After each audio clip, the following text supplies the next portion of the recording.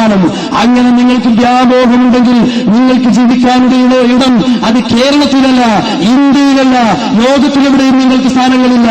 ഇൻഷാ അല്ലാഹ് മഹ്ശറയിൽ വെച്ചുകൊണ്ട് ഒരൊറ്റ ചാണുയരത്തിൽ സൂര്യൻ ഇറങ്ങി വരുന്ന നിർണായകമായ സമയത്ത് അവിടെ വെച്ച് നിങ്ങളോട് ഞങ്ങൾ കൈകാര്യം ചെയ്യുമെന്ന് ഓർമ്മപ്പെടുത്തട്ടെ.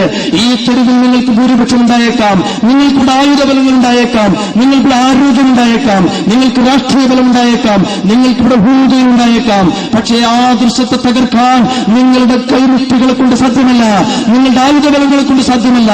എന്റെ പ്രിയപ്പെട്ട പ്രവർത്തകരെ സാന്ദർഭികമായി ഞാൻ ഓർമ്മപ്പെടുത്തട്ടെ.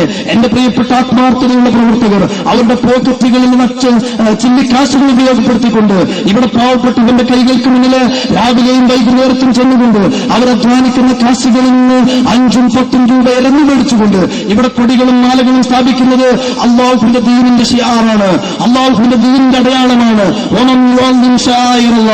അല്ലാഹുവിന്റെ ദീനിന്റെ ശിആറുകളെ ആദരിക്കണം, അത് ഇസ്ലാമിന്റെ അടയാളമാണ്.